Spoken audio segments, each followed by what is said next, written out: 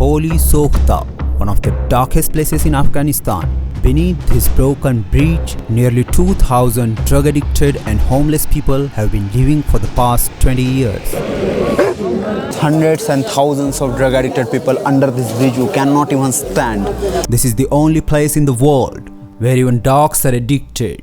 One of the reasons they are making these dogs addicted. According to the United Nations Office on Drugs and Crime, Afghanistan has around 4 million drug addicts, one of the highest numbers in the world, and Poli Sokhta is among the worst affected areas. People come here and get trapped in a deadly cycle. We are hungry and thirsty lying under this bridge day and night. There are people who are brought to rehabilitation camp 2 or 3 times. Because they have no one, they go to either Sarai Shamali or Poli Sokhta. Over the next 7 days, we will take you inside Afghanistan's growing drug crisis. Joining me is Ali, a friend and local guide from Kabul, risking his life to help us document this hidden world. We call this place end of the world. Welcome to the forgotten town of Afghanistan's addicts. West of Kabul, the capital of Afghanistan, there is a bridge across the Kabul River. The moment you step onto this bridge, you feel terrible condition around it. Human waste, dog feces, and dirty drain water are everywhere. An old man washes his legs in the filthy water. This gives you just a glimpse of their daily struggle. There are thousands of drug-addicted people under this bridge, and we are going under this deadly bridge where no one has entered.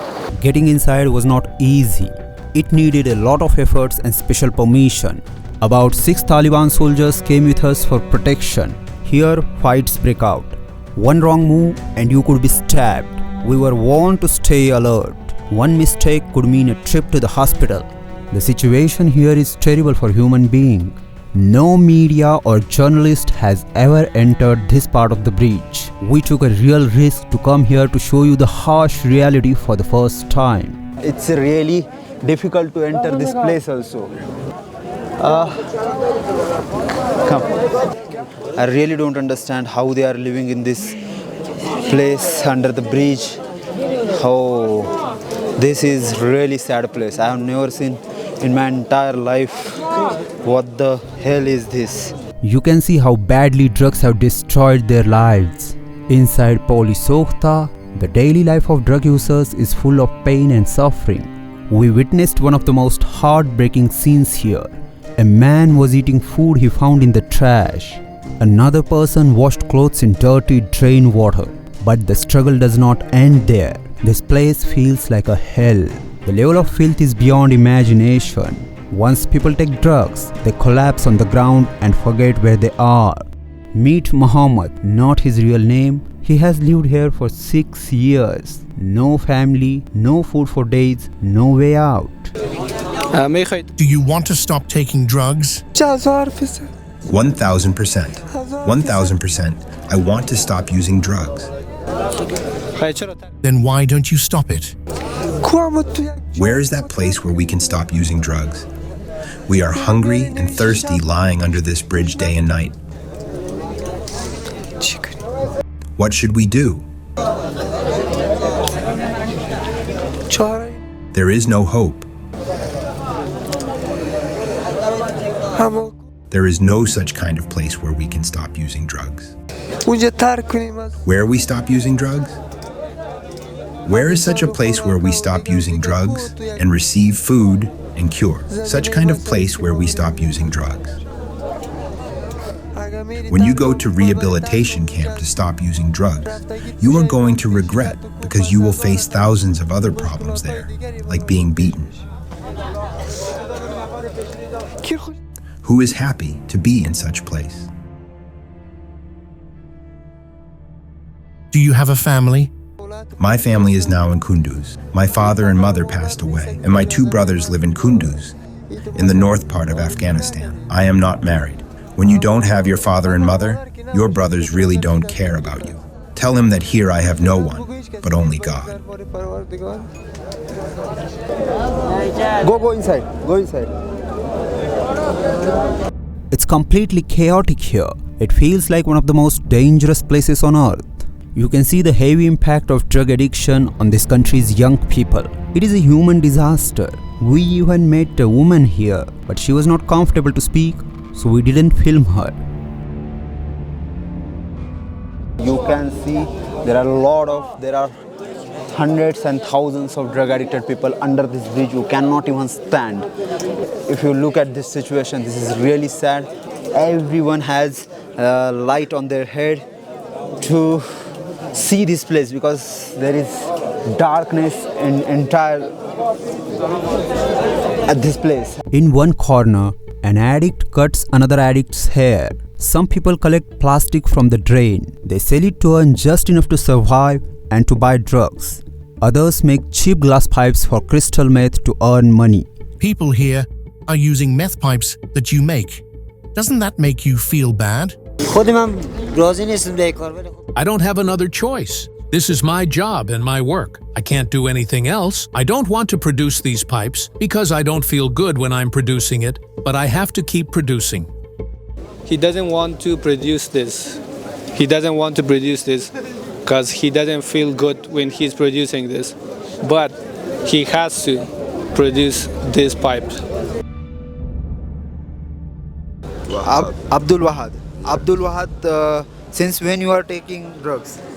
Yeah, I think it's 17th years I use the drug.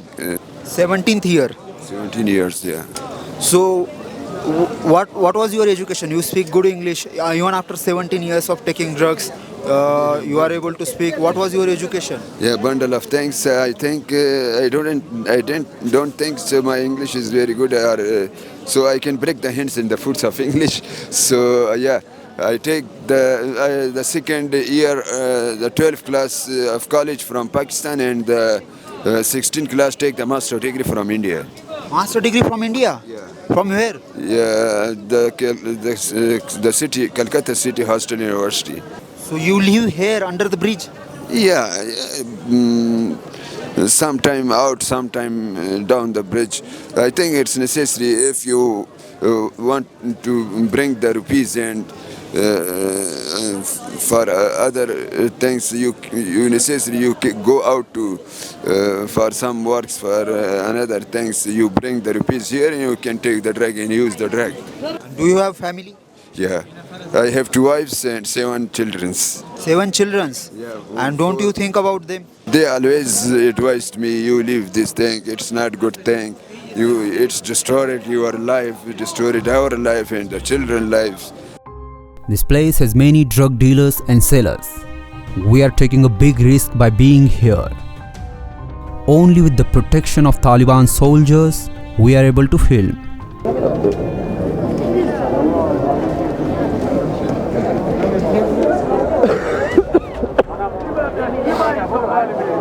What this place was. We are just walking on the dead bodies. It was the place that I have never seen before. It's not the life. I really don't know because they are just surviving. They are just surviving. Nothing else. Even the dogs here take drugs. Do you raise these dogs here?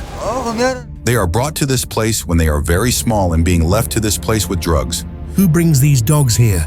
These boys, addicts bring them here. Addicts who like to keep dogs as their pet bring them here and make them addicted so that they don't leave. From where do you bring them? Do you bring them from other places? Where dogs give birth, from that place they bring newborn dogs and keep them here. Do these dogs stay here with you? These dogs stay with those addicts who keep them.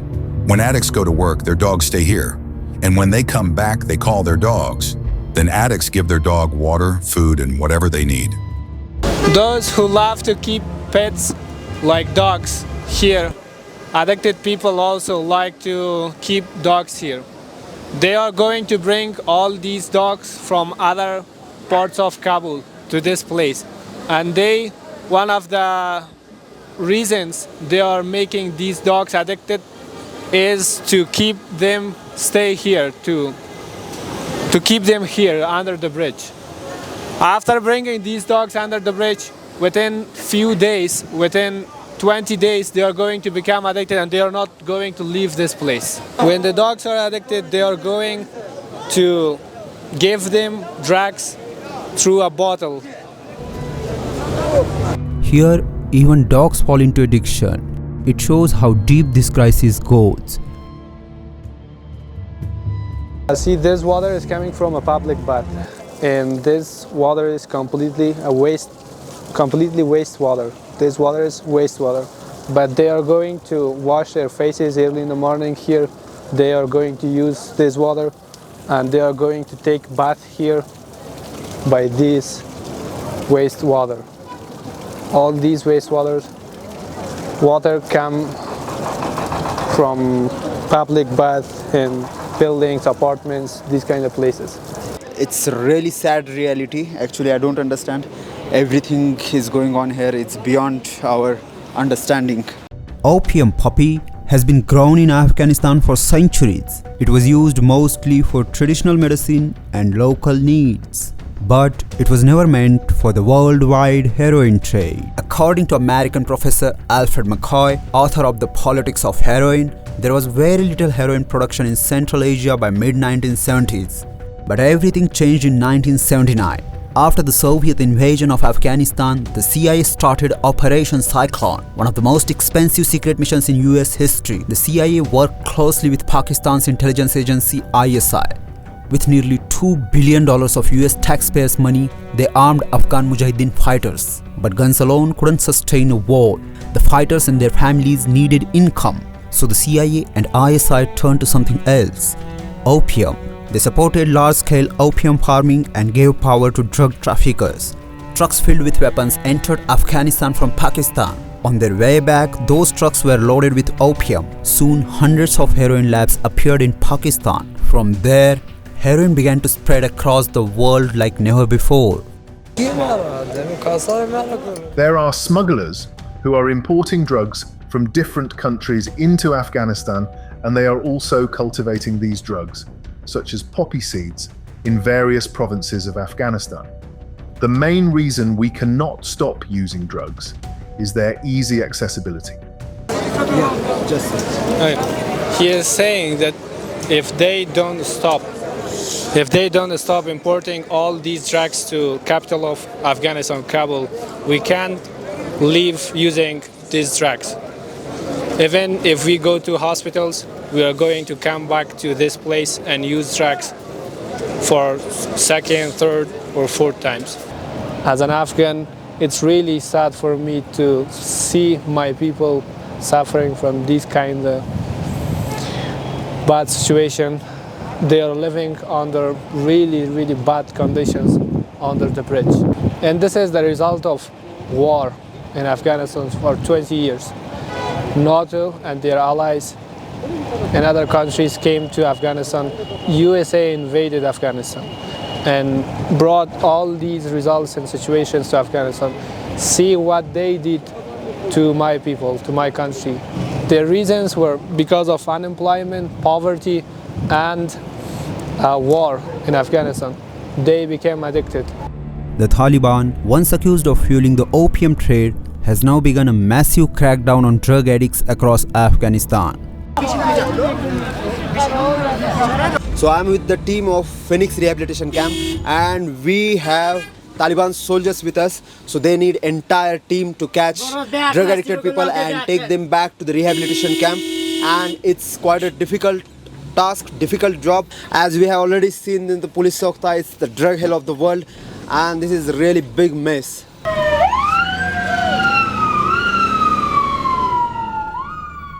Addicts are taken from the streets and sent to rehabilitation camp for the treatment.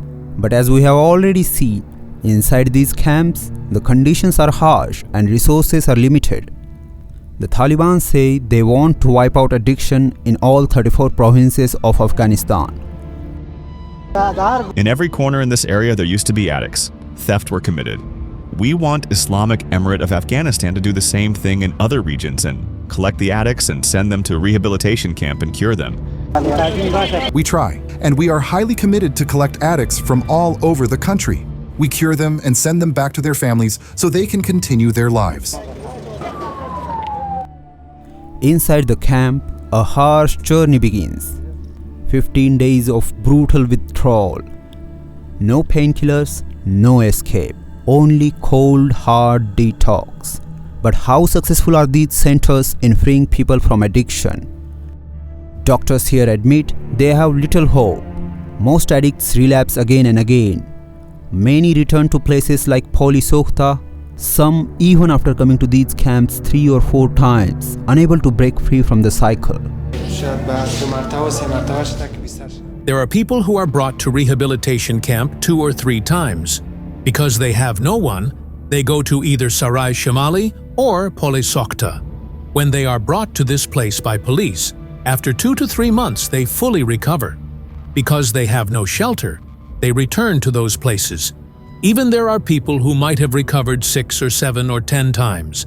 There are no jobs for them here or after they recover. Doctors try to convince them to quit, but once outside, life is no easier. Many of them return to places like Poli Sokhta and fall back into addiction.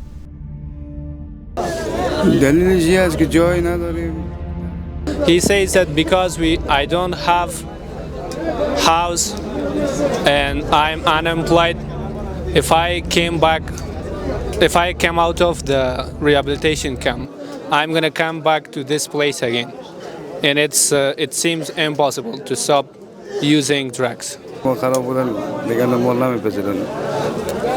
So because he is addicted, his family doesn't want him. He says the chance to get employed for addicted people is really, really low. No one wants to give us work or job, and that's the problem. I tried to stop using drugs, but after 10 days, because I was unemployed, I came back to this place. But for sure, I want to stop using drugs and work and go to my family. This is the only place he can live, because he doesn't have any money to pay for hotel or hostels or these kind of places. This is the safest place and cheapest place he can live here. This is the only place he can stay here.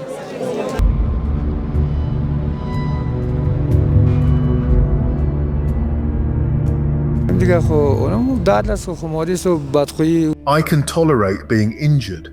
I can even tolerate being shot, but I cannot tolerate the pain of living without drugs. For the first 12 hours, it is possible to stay without them. But after that, we will do anything. We will commit any crime to get money and buy drugs. Drug addiction has impacted people of all ages in Afghanistan. To understand the way forward, we spoke to former police official who is now an addict himself. I was a policeman, and my father was Brigadier General of Police Chief of Kunduz. When he has been killed in an attack, I started taking drugs and became drug addict. I am in this rehabilitation camp since last 55 days. The solution is to stop the cultivation and buying and selling of drugs. If you go to streets or even in front of your house, it's sold. It's everywhere. All youths are addicted, and even 6th grade youths take drugs. And they use alcohol, crystal meth, hashish, and heroin. Boys from above 12 years old use hashish, crystal meth, or heroin. I have seen many boys above 12 years old using different drugs. If the government doesn't ban it, youth addiction is not going to be solved. They bring addicts to rehabilitation camps and keep them 50 or 100 days here. When they leave the camp after 1 year, they start again taking drugs. This place has left a deep mark on us. Young, educated Afghans who could have built a nation are now trapped in a world they were never meant to be in. After we left Afghanistan, the Taliban launched final crackdown on Poli Sokhta. All the addicts living under the bridge were removed and taken to the Phoenix Rehabilitation Camp. Today, for the first time in nearly 2 decades, the bridge stands empty. Hello, I am Akshay Shetty. I have taken the initiative to cover real stories and reports from the ground, even those that traditional media often ignores. I am working independently without any media networking, and I want to build a good team to bring real stories from around the world. If you want to support me in this project, join me on Patreon, where you will get access to raw footages that I can't show here, and be part of this independent storytelling project. Even if you can't give or even don't feel like it, that's absolutely fine. We are just glad that you are here, and thank you so much for watching Beyond Boundaries.